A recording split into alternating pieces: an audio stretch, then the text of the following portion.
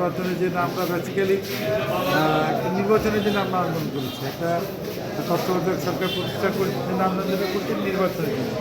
সেই দীর্ঘ 15 বছর আন্দোলনের ফলে সেই সরকার প্রতিষ্ঠিত হয়েছে। আমরা আমাদের বক্তব্য যে আমরা সকলকে নিয়ে দেশটা পরিচালনা করতে চাই। আমাদের নেতা শহীদ রাষ্ট্রপতি ধান করতেন, আমাদের নেতা তারেক রহমান সাহেব করেন, এবং আমরা দুর্নীতিমুক্ত এবং আধুনিক সিংড়া করতে চাই। এটা হলো আমার প্রতিশ্রুতি।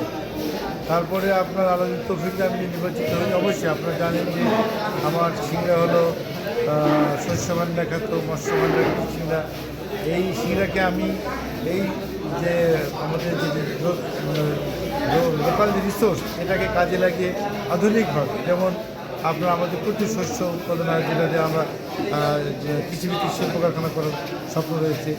প্রচুর মৎস্য আহরণ হয়, সেটা দিয়ে মৎস্য সংগ্রহ করা হচ্ছে। হাসপাতালের দুরবস্থা, বেকার সমস্যা, এবং প্রচুর সমস্যা রয়েছে, নারীদের কর্মসংস্থান। তারপরে আপনারা জানেন সর্বোপরি আমাদের নেতা তারেক রহমান সাহেব আগামী দিনে মানুষকে যে প্রতিশ্রুতি দিচ্ছেন, আজকে আপনার ফ্যামিলি কার্ড, কৃষি কার্ড, হেলথ কার্ড, এগুলো দুর্নীতিমুক্ত দেশ গড়ার, এইগুলো নিয়ে আমরা কাজ করবো। ইনশাল্লাহ যদি সুযোগ দেয় আমরা এটা করবো।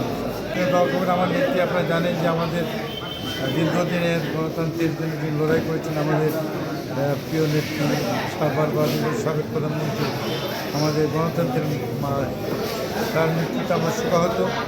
আমরা চাই আল্লাহ পাক উনি বাংলাদেশ গড়ার স্বপ্ন দেখেছিলেন, আমাদের স্বপ্ন বাস্তবায়ন করতে পারেন।